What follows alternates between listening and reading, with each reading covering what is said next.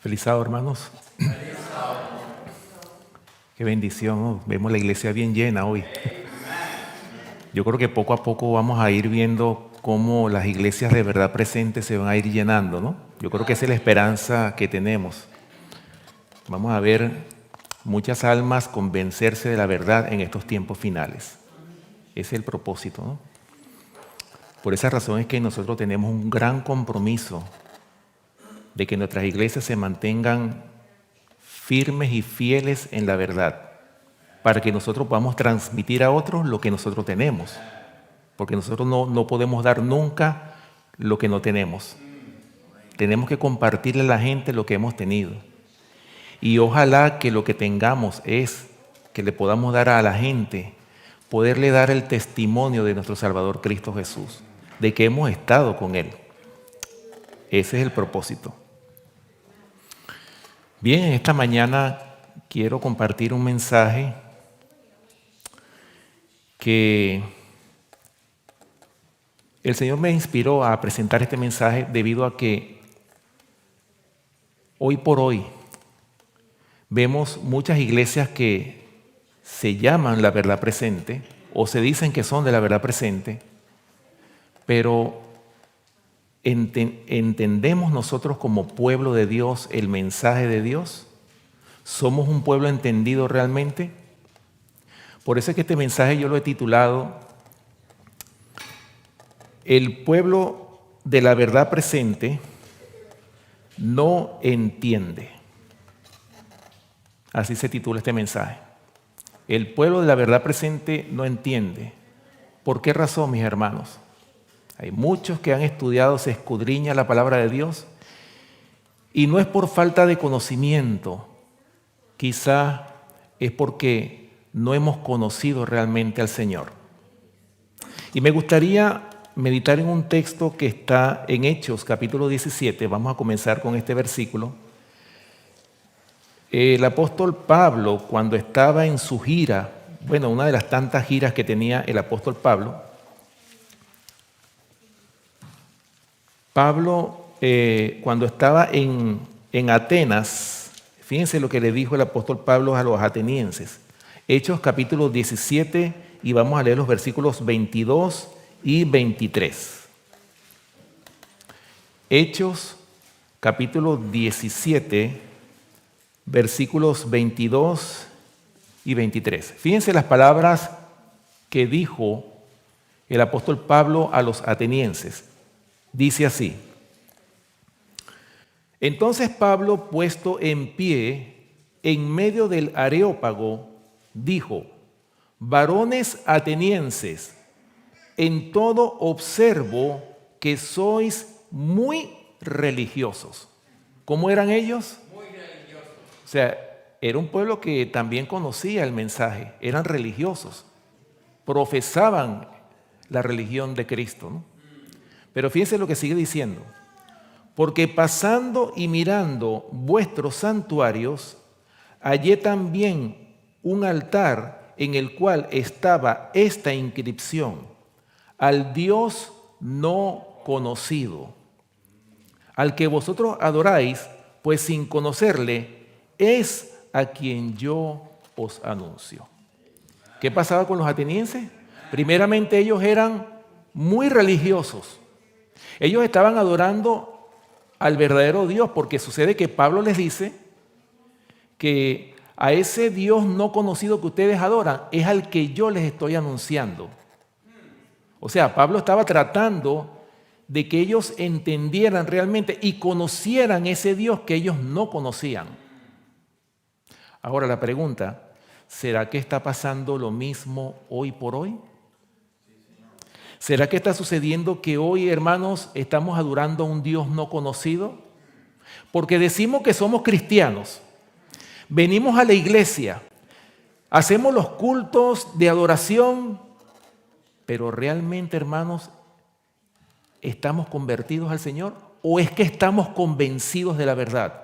Porque una cosa es estar convencido de la verdad y otra cosa es estar convertidos a Cristo. Son dos cosas muy diferentes. Y por eso es que Pablo le dijo estas palabras a los atenienses. Ellos estaban adorando a un Dios que ellos no conocían. pero puede estar pasando exactamente lo mismo con nosotros.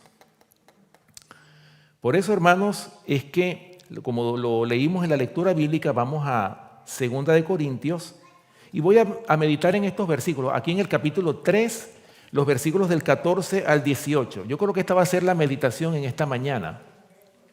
Me llama mucho la atención cómo el apóstol Pablo, aquí en la segunda carta que escribió a los Corintios, da este mensaje.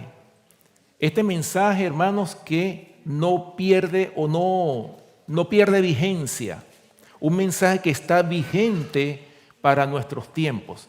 Para nosotros, los que hemos alcanzado los fines de la historia de esta tierra. Vamos a leer 2 de Corintios, capítulo 3, y vamos a leer los versículos 14 y 15. 2 de Corintios, capítulo 3, versículos 14 y 15. Escuchen lo que dice la palabra de Dios. Pero el entendimiento de ellos se embotó. ¿Entendemos esa palabra? Embotar. ¿Sí? Porque hasta el día de hoy, cuando leen el antiguo pacto, les queda el mismo velo no descubierto, el cual por Cristo es quitado. Versículo 15. Y aún hasta el día de hoy, cuando se lee a Moisés, el velo está puesto sobre el corazón de ellos. ¿Qué es lo que estaba puesto sobre el corazón de ellos? Entendemos primeramente lo que es el corazón, ¿verdad? ¿Cuál es el corazón del hombre? ¿Será que es el órgano que bombea la sangre? ¿A qué se refiere la Biblia cuando habla del corazón? Es el entendimiento, la mente, ¿verdad? Porque dice que el velo estaba puesto ¿sobre dónde? Sobre el corazón de ellos. En otras palabras, no tenían entendimiento.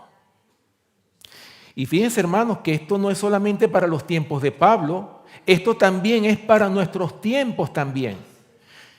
En todos estos 6,000 años de historia que tiene la tierra, ha sucedido exactamente lo mismo. Desde que el pecado entró en este mundo, ha estado un velo puesto sobre el corazón de la mayoría de los que practican la maldad, los que están en iniquidad. Pero fíjense la diferencia en aquellos que quieren vivir a la altura de la palabra de Dios. Aquellos que obedecen el Evangelio, ellos sí tienen entendimiento. Porque dicen que son como las estrellas que resplandecen a perpetua eternidad. Los que tienen entendimiento, que son pocos. Pero lamentablemente el profeso pueblo de Dios tiene un velo puesto que no les deja mirar. No entienden la palabra de Dios. No tienen discernimiento entre el bien y el mal. Y eso es lo que ha traído, hermanos, muchos problemas dentro del profeso pueblo de Dios. Al extremo de que la gente está inclusive predicando un mensaje erróneo. ¿Ok? Bien. Escuchen lo que dice la Biblia de Estudios. Hay un comentario, o sea, comentando sobre estos versículos que acabamos de leer. Comentando 2 de Corintios capítulo 3, versículos del 12 al 15. Y escuchen bien, hermanos, que esto pasó en los tiempos de Pablo. Recuerden que en los tiempos de Pablo, ¿qué pasó con el pueblo judío?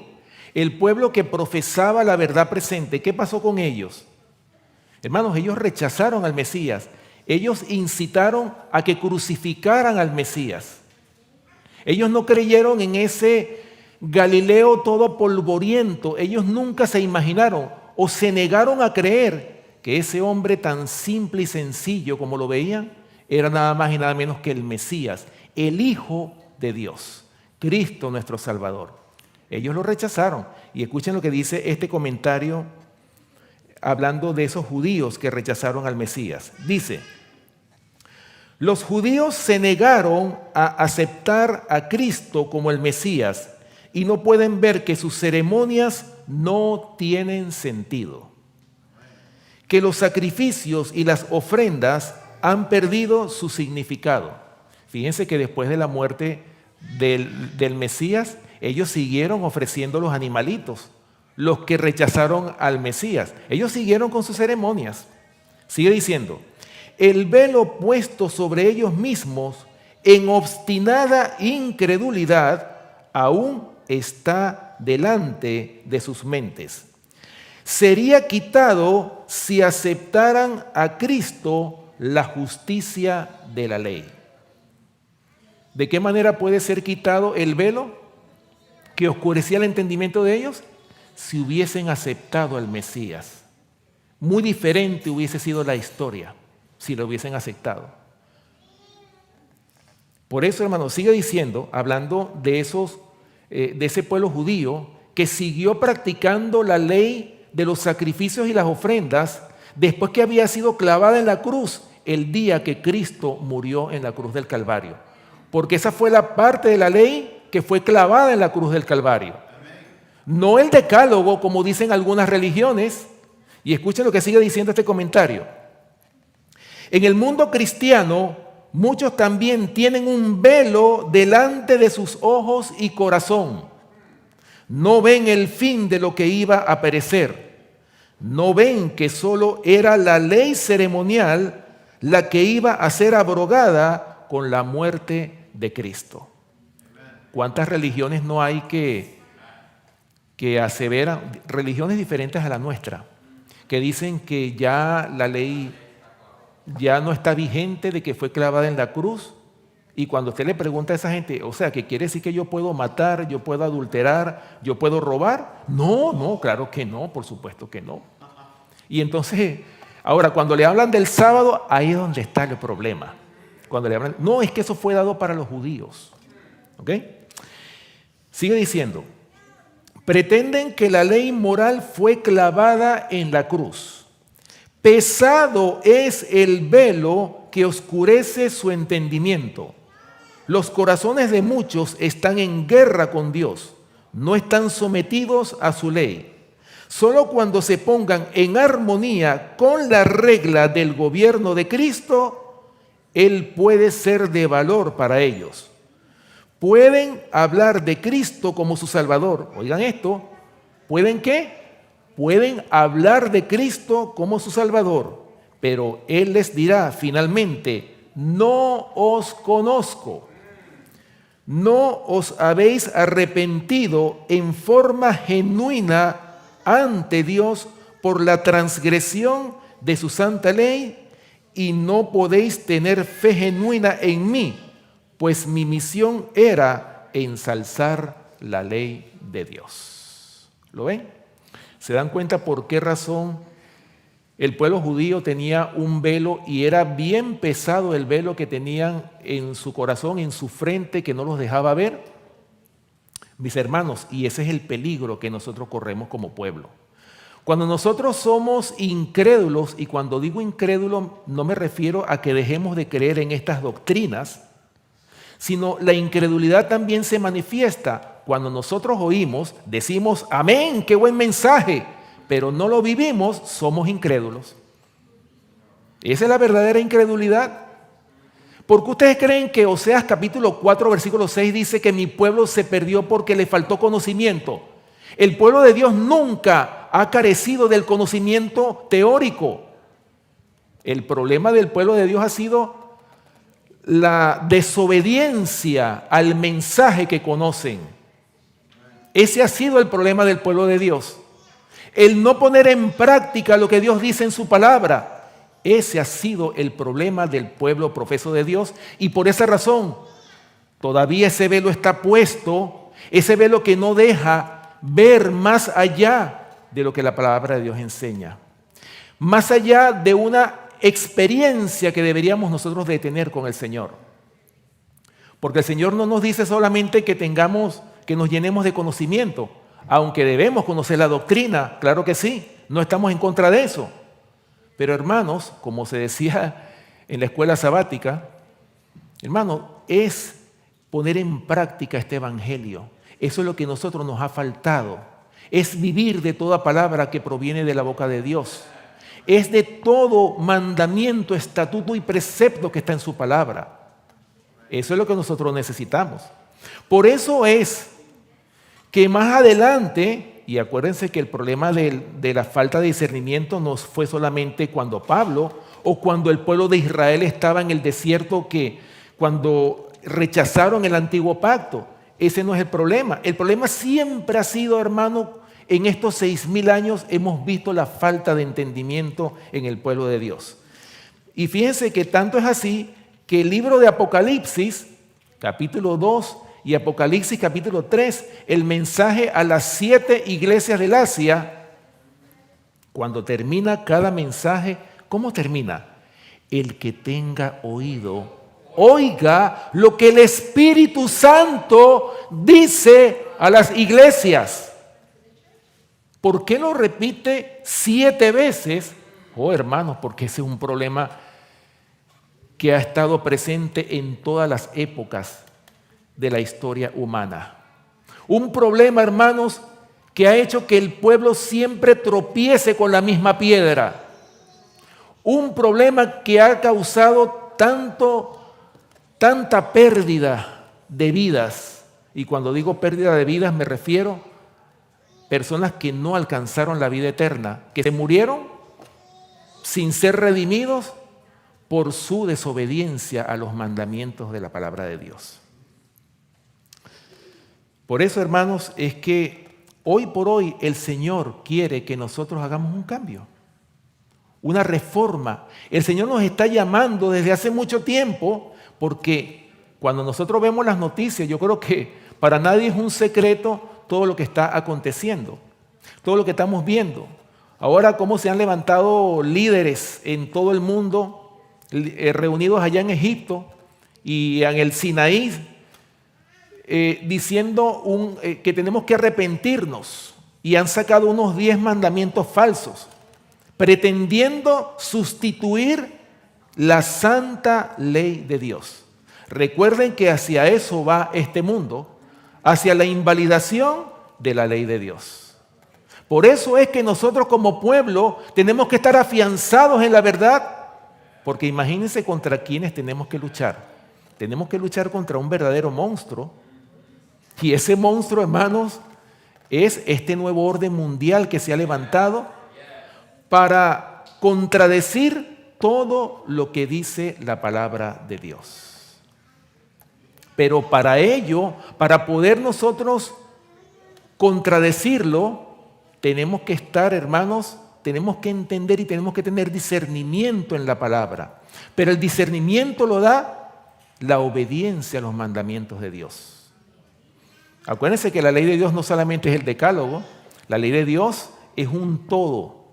Y entre esas leyes que Dios le ha dado a su pueblo está la reforma pro salud. Si nosotros si guardásemos la reforma pro salud como se debiera, también pudiéramos tener una mente mucho más dispuesta para poder entender lo que el Señor nos dice a través de su palabra. Ahora, hermanos, yo creo que en la Biblia tenemos muchos ejemplos. ¿Cómo era la condición espiritual del pueblo de Dios en los días del profeta Isaías? Vamos al libro del profeta Isaías, Isaías capítulo 1. Oh, hermano, este es un capítulo terrible. Miren cómo el profeta Isaías comienza su libro en el capítulo 1. ¿Cómo era la condición del pueblo que profesaba la verdad en los tiempos del profeta Isaías? Isaías capítulo 1, vamos a leer primeramente los versículos del 4 al 6. Isaías capítulo 1, versículos del 4 al 6. Dice: oh gente pecadora, pueblo cargado de maldad. ¿Cómo era esa gente? Pecadora, porque ellos conocían la ley, conocían lo que era bueno y sin embargo no lo hacían. Oh gente pecadora, pueblo cargado de maldad, generación de malignos, hijos depravados.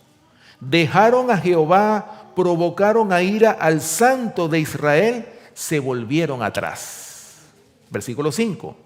¿Por qué querréis ser castigados aún? ¿Todavía os rebelaréis? Toda cabeza está enferma y todo corazón doliente. Versículo 6. Desde la planta del pie hasta la cabeza no hay en él cosa sana, sino herida, hinchazón y podrida llaga. No están curadas, ni vendadas, ni suavizadas con aceite. Más adelante dice en los versículos del 11 al 15, ¿para qué me sirve, dice Jehová, la multitud de vuestros sacrificios? Escuchen lo que Dios dice a través del profeta Isaías. Hastiado estoy de holocaustos, de carneros y de cebo de animales gordos. No quiero sangre de bueyes, ni de ovejas, ni de machos cabríos. ¿Quién demanda esto de vuestras manos cuando venís a presentaros delante de mí para hollar mis atrios? No me traigáis más vana ofrenda. El incienso me es abominación, luna nueva y días de reposo. El convocar asambleas no lo puedo sufrir. Son iniquidad vuestras fiestas solemnes. Vuestras lunas nuevas y vuestras fiestas solemnes las tiene aborrecidas mi alma. Me son gravosas, cansado estoy de soportarlas. Versículo 15. Cuando extendáis vuestras manos, yo esconderé de vosotros mis ojos. Asimismo, cuando multipliquéis la oración, yo no oiré. Llenas están de sangre vuestras manos. Oh, mis hermanos, ¿se dan cuenta cómo era o cuál era la condición del pueblo judío? Porque ya para ese tiempo la nación de Israel había sido diezmada. Había apostatado, casi todas las tribus habían apostatado de la verdad. Y la que quedaba, que eran la tribu de Judá o los judíos, hermanos, estaban en pecado abierto.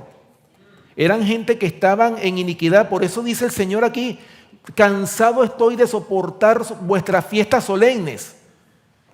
El incienso me es abominación, dice el Señor. ¿Será que hoy por hoy sucederá lo mismo, hermanos? Yo creo que deberíamos nosotros de hacer un análisis de nosotros mismos. No ver cómo está la iglesia fulana de tal. Es vernos a nosotros mismos, cómo está nuestra condición espiritual. ¿Cómo está tu relación con el Señor? ¿Estás siendo obediente a lo que Dios dice en su palabra? ¿O estás en pecado oculto o en pecado abierto en algunos casos? Por eso, hermanos, es que el pueblo judío también tenía ese velo que no los dejaba entender por causa de su desobediencia, por causa de esa iniquidad que estaban viviendo el pueblo de aquel entonces. Ahora, aunque el pueblo judío conocía la ley de Dios y los escritos de los profetas, ¿por qué aún permanecía el velo en ellos? Fíjense lo que dice, ahora vamos a los tiempos de nuestro Salvador Cristo Jesús. ¿Qué pasó aquel sábado, aquella mañana, cuando al Señor Jesucristo le dieron para que leyera el rollo del profeta Isaías? Vamos a Lucas capítulo 4 y vamos a leer los versículos del 16 al 30. Lucas capítulo 4, versículos del 16 al 30. Vamos a leer todo este contexto para que ustedes vean lo que sucedió allá en Jerusalén. Un sábado, cuando invitaron al Señor para que tuviera la predicación. Imagínense ustedes, hermanos, yo cada vez que leo esto, yo me imagino cómo será en nuestra iglesia que el mismo Señor estuviera en este púlpito predicando. Qué bendición fuera eso, ¿verdad? Y esa bendición la tuvieron ellos, el pueblo judío, en persona, el Señor predicando. Y escuchen lo que dice aquí, desde el versículo 16 de Lucas capítulo 4. Vino a Nazaret, donde se había criado, y en el día de sábado entró en la sinagoga conforme a su costumbre, y se levantó a leer. Versículo 17. Y se le dio el libro del profeta Isaías, y habiendo abierto el libro, halló el lugar donde estaba escrito: El Espíritu del Señor está sobre mí, por cuanto me ha ungido para dar buenas nuevas a los pobres.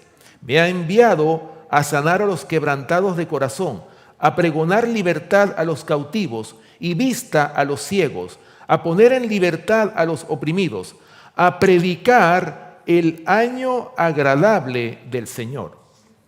Y enrollando el libro, lo dio al ministro y se sentó. Y los ojos de todos en la sinagoga estaban fijos en él. Versículo 21. Y comenzó a decirles: hoy se ha cumplido esta escritura delante de vosotros. Interesante, ¿no? Antes de seguir leyendo, el Señor abrió el rollo, estaba leyendo lo que el profeta Isaías había profetizado, ¿verdad? Y dice claramente, hermanos, que el Señor había venido ¿para qué? Para dar, como lo dice aquí, buenas nuevas a los pobres, a sanar a los quebrantados de corazón, libertad a los cautivos, vista a los ciegos y también a poner en libertad a los oprimidos. Hermanos, pero ellos no entendieron esas palabras. Y sigue diciendo el versículo 22, y todos daban buen testimonio de él y estaban maravillados de las palabras de gracia que salían de su boca y decían: ¿no es este el hijo de José? Hasta aquí todo estaba muy bien. Ellos estaban contentos, tremendo mensaje predicó. Pero ¿qué pasó más adelante? Fíjense, en ese momento ellos estaban felices con el mensaje, estaban maravillados con las palabras que salían, dice palabras de gracia que salían de la boca del Señor. Pero fíjense lo que dice más adelante, el versículo 23. Y él les dijo: sin duda me diréis este refrán: médico, cúrate a ti mismo de tantas cosas que hemos oído que se han hecho en Capernaum. Haz también aquí en tu tierra.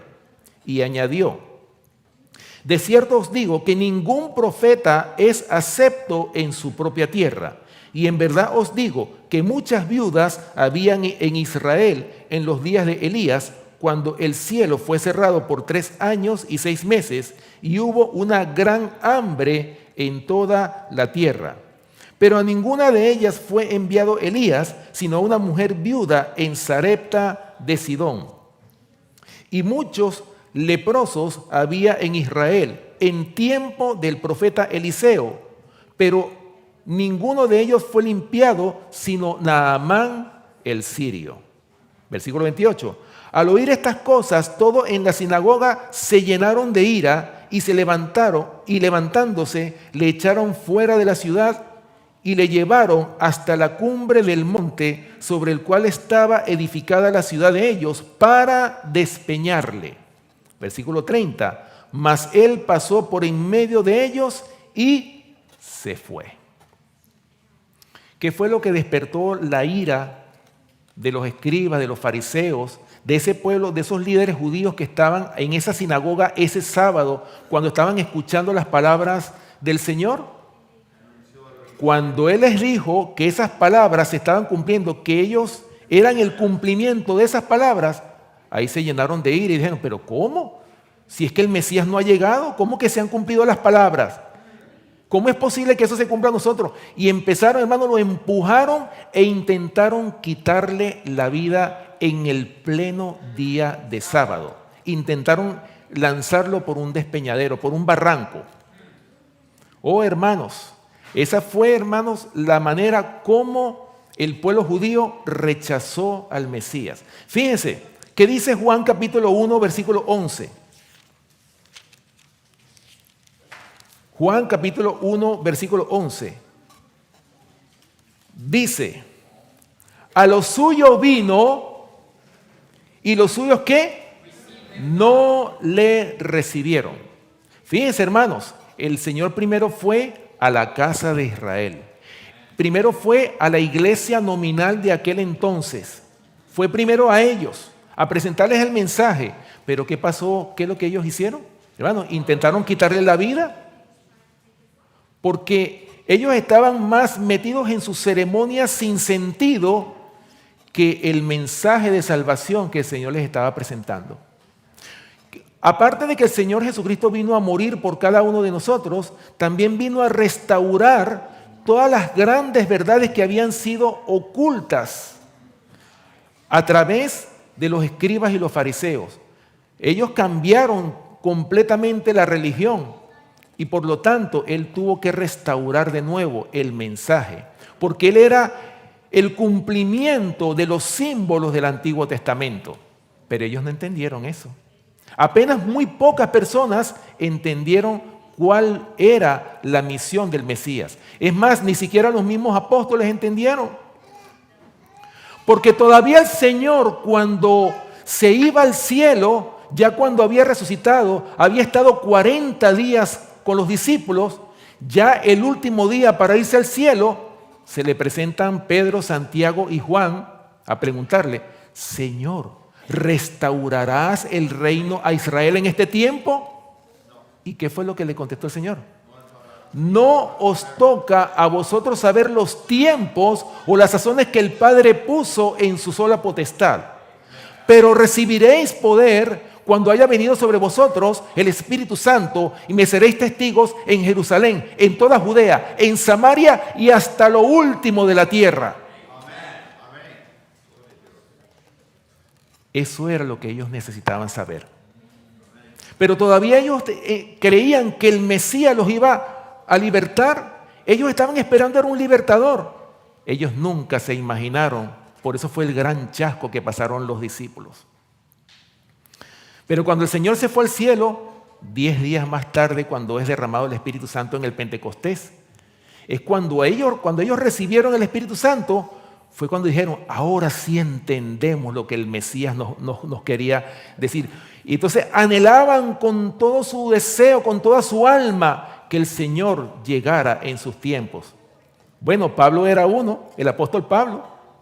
En 1 Tesalonicenses 4:16 lo dice: y nosotros los que vivimos vamos a ser transformados para ser llevados al cielo. O sea, Pablo, Juan, Pedro, Santiago, todos ellos creían que el Mesías iba a llegar en sus días. El mismo apóstol Juan termina el libro de Apocalipsis diciendo, cuando el Señor Jesucristo le dijo: ciertamente vengo en breve. Y él le contestó: amén, sí, ven Señor Jesús. Él anhelaba que el Señor llegara en sus días. Los discípulos todos tenían ese anhelo, ese deseo, hermanos. Pero ellos no entendían, porque de hecho no les fue revelado por misericordia a ellos. Porque ustedes se imaginan, hermanos, que el Señor le hubiese revelado a los apóstoles que faltaban 2000 años más para que Él llegara. Por eso es que no es bueno ponerle fechas a la segunda venida de Cristo, hermanos. Por eso es que el Señor dice que nadie sabe el día ni la hora en que el Hijo del Hombre ha de venir. ¿Por qué? Gracias a Dios que el Señor no ha revelado fecha, porque si no fuera un desastre, nadie se prepararía sino hasta el último momento. Ya mira, ya faltan pocos días para que Cristo venga. Ahora sí me voy a convertir en cristiano, ahora sí. Pero mientras tanto voy a vivir la vida loca. No, hermanos, gracias al Señor que no se reveló el tiempo.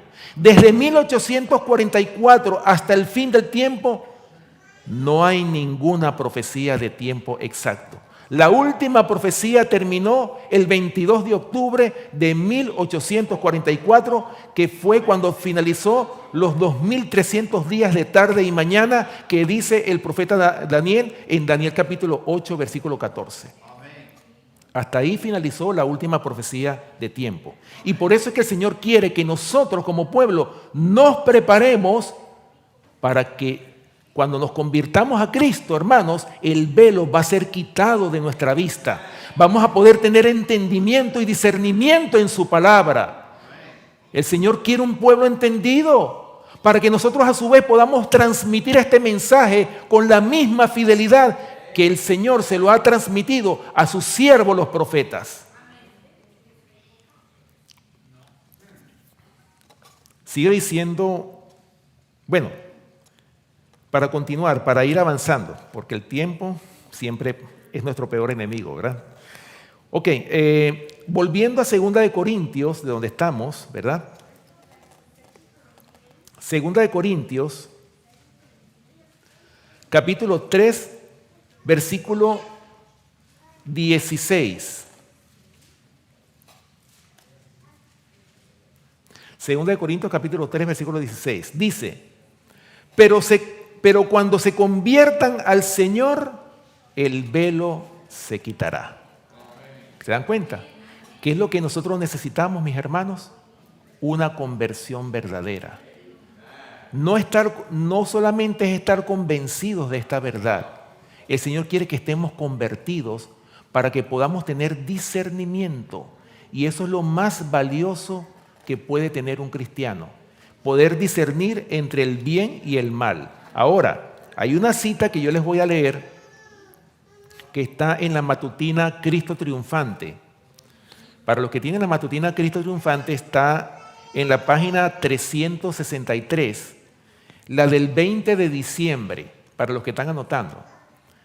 Matutina Cristo Triunfante, página 363 del 20 de diciembre. Escuchen lo que dice, hermanos, en cuanto a lo que es saber diferenciar entre el bien y el mal. Muy importante, porque hoy por hoy recuerden que muchos falsos profetas se van a levantar. Lo dice Mateo capítulo 24, que muchos falsos cristos se iban a levantar, muchos falsos profetas. Y dice que engañarán ¿a cuántos? A muchos. Por esa razón, para no ser engañados, ¿qué necesita el pueblo de Dios? Tener discernimiento. Poder quitarse ese velo, hermanos, que no nos deja tener ese discernimiento. Y escuchen lo que dice esta cita. Existe ahora el peligro de que los hombres pierdan de vista las importantes verdades aplicables a este periodo y de que busquen cosas que sean nuevas, extrañas y fascinadoras. Hay muchos que como la palabra los condena, cuando la palabra nos amonesta y está en contra de algún pecado acariciado de alguien, casi siempre la tendencia es a rechazar esa amonestación, a rechazar la Biblia o rechazar el espíritu de profecía. ¿Por qué? Porque eso nos condena. Entonces, cuando una persona se siente condenada o amonestada, termina buscando cosas nuevas, extrañas y fascinadoras. ¿Cuántos no hay que se la pasan alimentándose de lo que sale en internet? Por eso es que yo le digo a muchos hermanos, tengamos cuidado con lo que vemos en internet. No todo lo que está en internet es verdad. Yo creo que la gran mayoría de las cosas son falsas. Son muy pocas las cosas que son verdad. Hermanos, vayamos a la fuente segura, como lo dijo Pedro en 2 de Pedro capítulo 1, versículos del 19 al 21. Tenemos también la palabra profética más segura, a la cual hacéis bien en estar atentos como una antorcha que alumbra en lugar oscuro hasta que el día esclarezca y el lucero de la mañana salga en vuestros corazones. Entendiendo primero esto, que ninguna profecía es de interpretación privada, porque ninguna profecía fue dada, ¿verdad?, para que nosotros la interpretemos como querramos. Por eso dice que, porque la palabra profética es segura, ¿por qué razón? Porque los santos hombres de Dios hablaron siendo inspirados por el Espíritu Santo. Por eso, hermanos, es que la palabra de Dios es segura. Entonces tenemos que ir a la fuente primaria. Pero, hermanos, no basta solamente con estudiar o ir a la fuente primaria, porque no es solamente el estudiar, tenemos que pedirle al Señor que nos dé discernimiento para que no malinterpretemos la palabra. Hay muchos que conocen la Biblia desde el Génesis hasta el Apocalipsis, se la saben de memoria. Hermanos, eso a mí no me va a salvar. O el espíritu de profecía. El Señor quiere es una piedad práctica. Eso es lo que el Señor quiere de nosotros. Que este evangelio se convierta en carne y sangre en nosotros. Y que podamos darle al mundo el testimonio de Jesucristo. ¿Y qué es el testimonio de Jesucristo? Una vida como la vida del Señor, para que el mundo conozca y sepa que Cristo mora en nosotros. Por eso es que dice Apocalipsis capítulo 3, versículo 20, he aquí, yo estoy a la puerta y llamo. Si alguno oye mi voz y abre la puerta, entraré a él y cenaré con él y él conmigo. Hermanos, el Señor quiere tener una intimidad contigo. Y nosotros podemos tener esa experiencia. Y escuchen, recuerden que nosotros como pueblo sabemos que vamos a pasar por una gran prueba. ¿Cuál es la gran prueba que le espera al pueblo de Dios? Hermanos, el decreto dominical, ¿sí o no? Esa es la gran prueba que le espera al pueblo de Dios.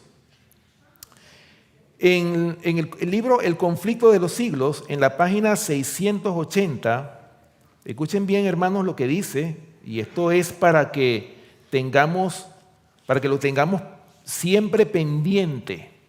Nosotros deberíamos de meditar constantemente en esta cita que dice esta página, la página 680 del conflicto de los siglos. Escuchen bien, hermanos, lo que dice en cuanto al tiempo de angustia.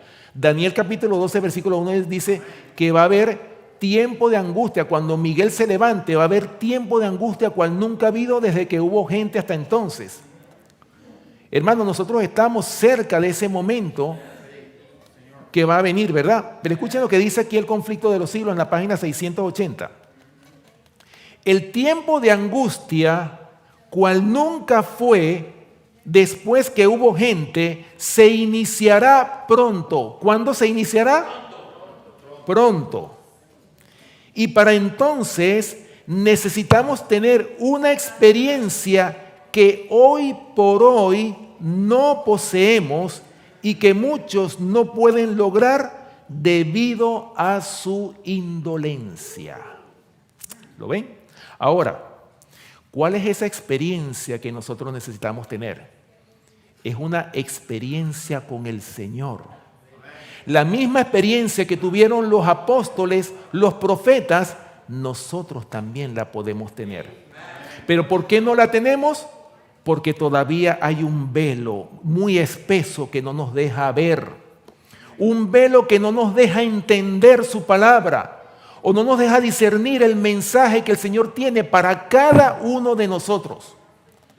Recuerden que el Señor tiene una misión individual, como también el Señor tiene una misión colectiva para su iglesia. Pero sucede que a veces no la entendemos. Y por esa razón, hermano, esa experiencia de la cual habla es una relación personal con el Señor. Por eso es que Apocalipsis 3:20 lo dice. He aquí, el Señor nos está invitando. He aquí, yo estoy a la puerta y llamo. El Señor en su gran misericordia nos está llamando a cada uno de nosotros para que procedamos al arrepentimiento. He aquí, yo estoy a la puerta y llamo. Si alguno oye mi voz, y escuchen esas palabras, ese es un sí condicional. O sea, si alguno oye mi voz, ¿qué va a pasar? Entraré a él y cenaré con él y él conmigo. Hermano, esa es precisamente la experiencia que el pueblo de Dios necesita. ¿Para qué? Para que podamos estar afianzados en la verdad, para que cuando venga ese momento difícil podamos decir como los jóvenes hebreos, he aquí, sepas, oh rey, tenemos un Dios en los cielos que nos puede librar de tu mano. Y si no nos libra de tu mano, tampoco nos vamos a postrar ante tu imagen. La sierva del Señor dice, en una de las citas, hablando de la marca de la bestia, dice, nosotros debemos decir, no vamos a recibir la marca de la bestia. Ella lo dice. Y eso debería estar, hermanos, en nuestras mentes, en nuestros tuétanos, en los huesos, en todo. Afianzados en la verdad, para que cuando venga esa prueba, nosotros la podamos pasar con todo el éxito. Hermanos, eso es lo que el Señor nos está invitando. Pero el tiempo que tenemos de preparación es muy corto. Por esa razón, mis hermanos, el diablo está distrayendo a cada uno de nosotros con tantos afanes. No sé si se habrán dado cuenta, pero el enemigo de las almas nos ha atacado especialmente en el tiempo. Estamos a veces tan afanados que no tenemos tiempo ni siquiera de mirar a la cruz del Calvario. En estos días yo leía precisamente una cita de la sierva del Señor. Hermanos, la importancia que es contemplar ese sacrificio. Porque nosotros en teoría sabemos que Cristo murió en la cruz del Calvario, que fue crucificado, resucitó, murió y resucitó. Eso lo sabemos. Pero eso hasta ahora ha sido una teoría. Pero la sierva del Señor siempre ha dirigido la vista, que nosotros tenemos que tener la vista ¿en dónde? En la cruz del Calvario. Hermanos, porque fue mucho lo que se arriesgó. Muchas veces nosotros no nos damos cuenta. Acuérdense que el Señor tenía naturaleza humana y naturaleza divina, pero Él en ningún momento se valió de sus milagros para vencer un pecado, porque si no, simplemente no hubiese sido nuestro Salvador. Como humano, como 100% humano, venció en la carne el pecado. Por eso es que se convirtió en nuestro ejemplo, para que nosotros siguiésemos sus pisadas, porque así como Él venció el pecado en la carne, también nosotros podemos vencer el pecado en la carne. Pero por causa del pecado, hermanos, es que todavía permanece ese velo puesto en los ojos de cada uno de nosotros quizás. Escuchen lo que dice la otra cita en la misma matutina Cristo Triunfante. En la página 103 del 4 de abril. Dice, alguien vendrá a nuestras iglesias con un mensaje y ustedes no discernirán la luz de la oscuridad. Y hasta es posible que alguno se incline a aceptar la oscuridad como si fuera la luz. Cuidado con eso. Hermanos, por eso es que la sierva del Señor también escribió en otro libro, escribió de que corremos el peligro de llegar a ser una hermana de la caída Babilonia. Ese peligro lo corremos nosotros como iglesia, aunque nos llamemos de la verdad presente, aunque nos llamemos el Evangelio eterno, pero corremos el peligro de ser una hermana de la caída Babilonia. Ese peligro lo estamos corriendo, pero va a depender de nosotros como iglesia, de que nosotros permanezcamos en la verdad. Todo va a depender de nosotros. Todo va a depender, hermanos, de lo que cada uno de nosotros hagamos. Acuérdense que nosotros somos libres para decidir, y he ahí la libertad religiosa que nosotros debemos defender cada uno de nosotros. Recuerden que la libertad religiosa va a ser amenazada. Eso está en la profecía. Pero por más leyes severas que hayan, el pueblo de Dios no debe permitir que ninguna ley terrenal opuesta a la ley de Dios nos afecte. No nos debe afectar ninguna ley. Tenemos que ser, hermanos, como los 3 jóvenes hebreos que estuvieron afianzados en la verdad y estuvieron dispuestos a dar, si es posible, su vida con tal de serle fiel al Dios creador de los cielos y de la tierra. Por esa razón, hermanos, que vemos que estos hombres brillaron. De esa gran multitud que entró a Babilonia, y escuchen, era una gran multitud que creía en la verdad presente, pero de esa gran multitud, solamente 4 hombres fueron fieles a Dios. De esa gran multitud, estamos hablando de más de 600,000 personas, y de esos hombres solamente 4 fueron fieles y estuvieron dispuestos, hermanos, a dar su vida con tal de no postrarse ante esa imagen. De la misma manera nosotros tenemos que ser fieles para no postrarnos ante la bestia y ante la imagen de la bestia. Y no ser como la gran mayoría que exclamó, ¿quién como la bestia y quién podrá luchar contra ella? Pero sucede que Juan vio en Apocalipsis capítulo 15 un grupo, vamos a leerlo, para que no sean mis palabras. Apocalipsis capítulo 15, versículo 2. El apóstol Juan vio un grupo victorioso que alcanzó la victoria sobre la bestia y la imagen. Apocalipsis capítulo 15, versículo 2. Dice, Vi también como un mar de vidrio mezclado con fuego, y a los que habían alcanzado la victoria sobre la bestia y su imagen y su marca y el número de su nombre, en pie sobre el mar de vidrio y con las arpas de Dios. Oh, mis hermanos, gloria al Señor que Dios tiene un pueblo, ¿verdad?, que va a alcanzar la victoria sobre la bestia, en este caso, y sobre la imagen de la bestia.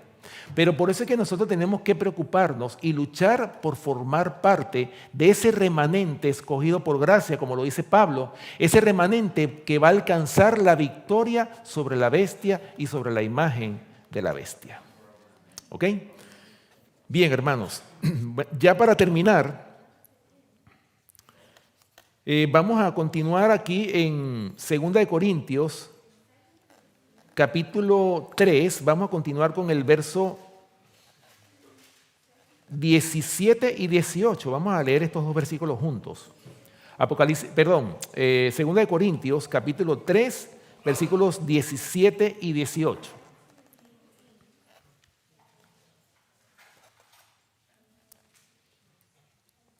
Dice: porque el Señor es el Espíritu, y donde está el Espíritu del Señor, allí hay libertad.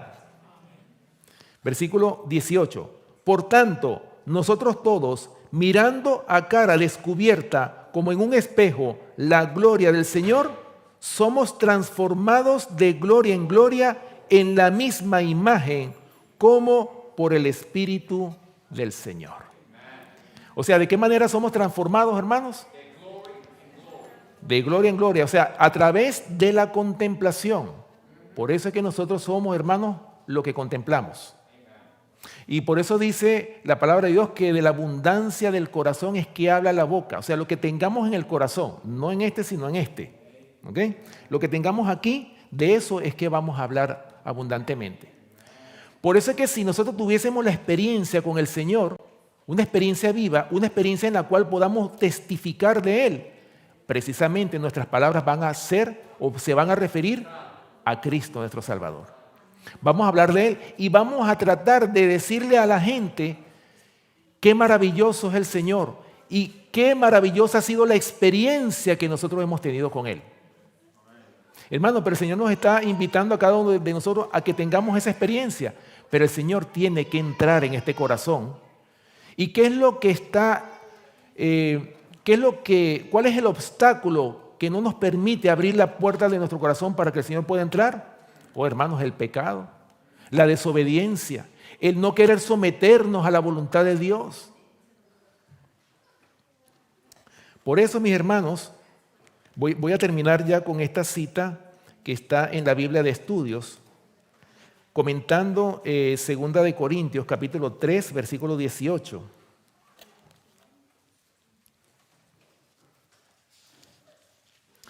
Se titula Los incomparables encantos de Jesús.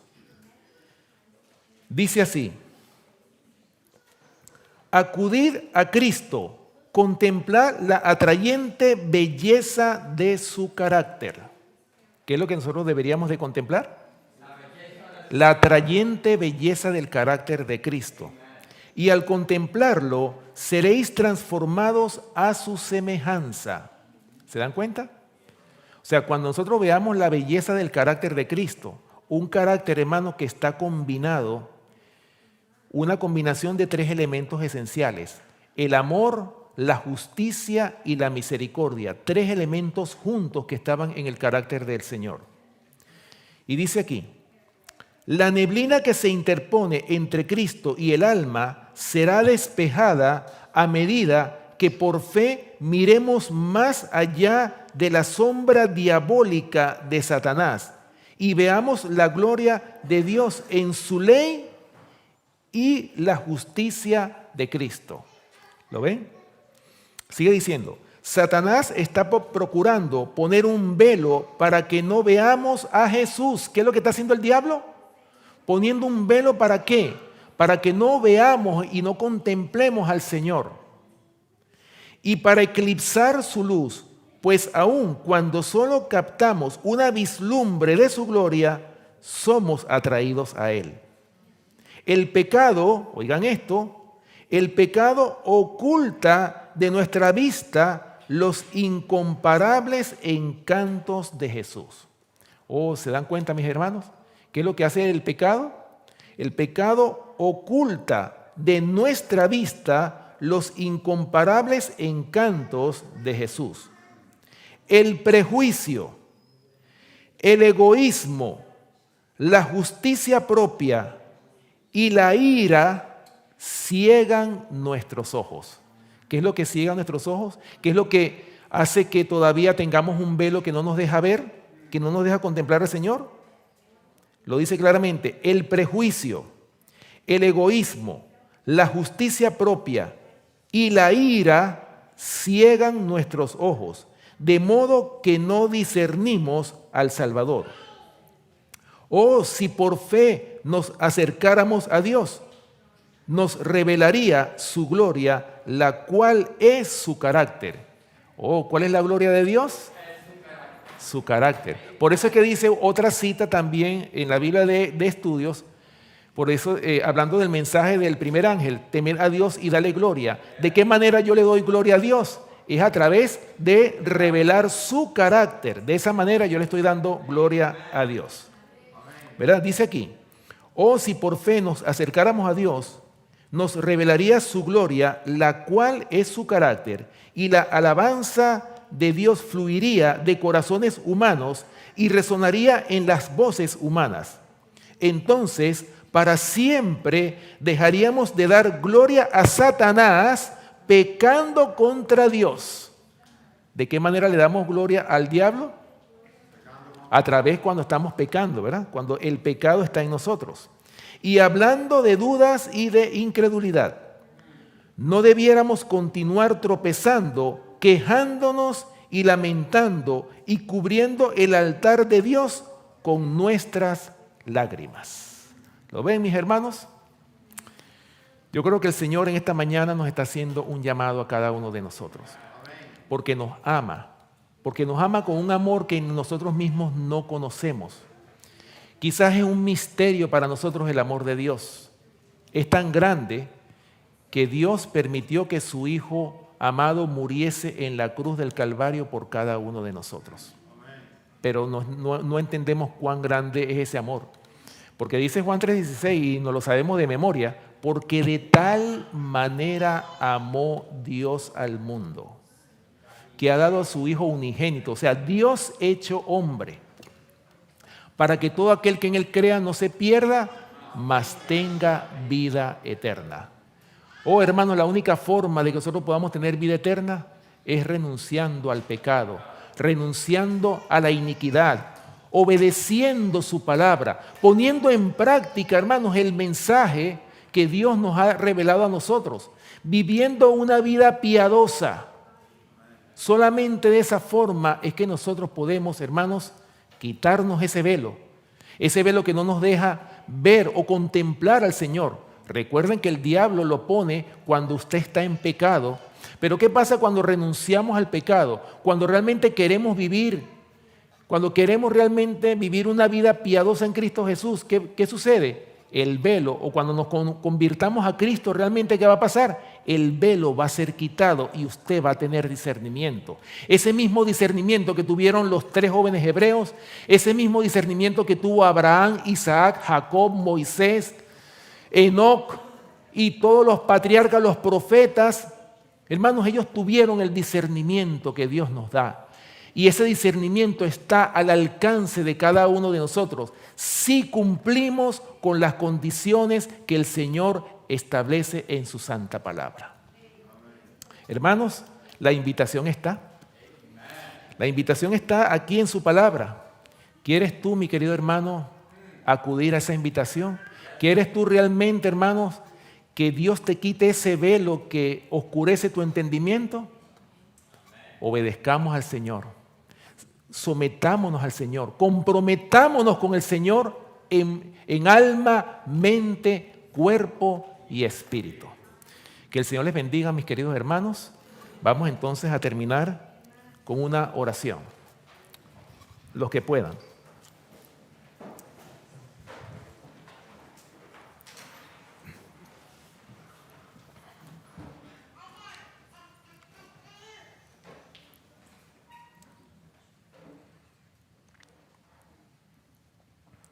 Amante Padre que moras en los cielos, Señor, una vez más nos postramos ante ti para darte gracias, Señor, por tus amonestaciones que están en tu palabra, por los consejos que tú nos das para que nosotros tengamos vida, porque eso es lo que tú quieres de nosotros, que tengamos vida eterna.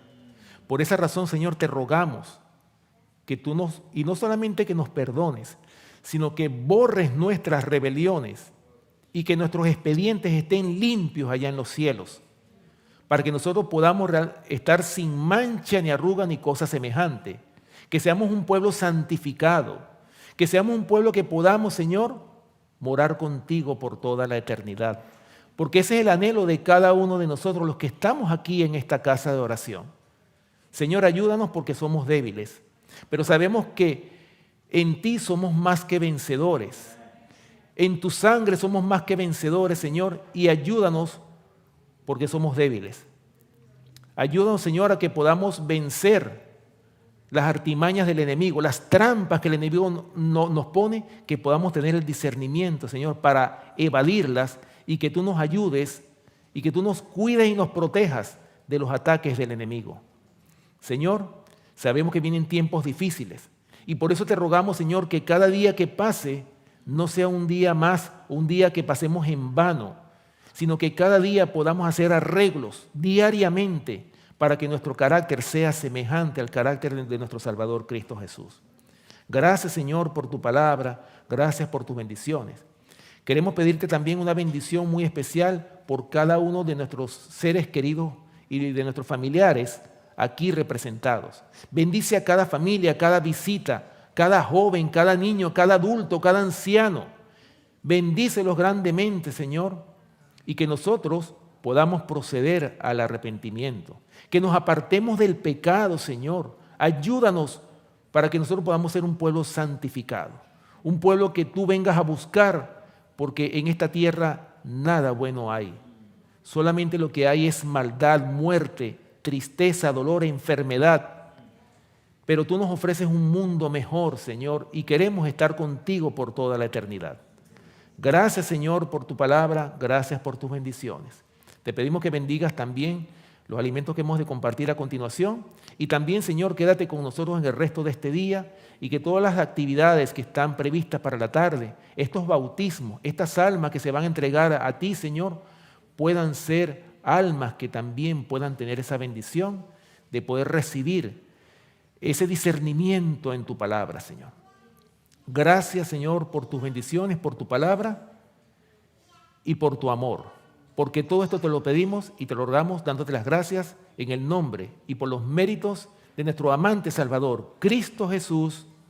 Amén. Amén. Que el Señor les bendiga, mis queridos hermanos.